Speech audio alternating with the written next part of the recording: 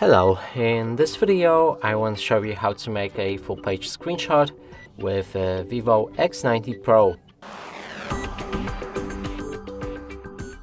And to do this you will need to open any app that allows you to scroll down. In this case, let's go for settings.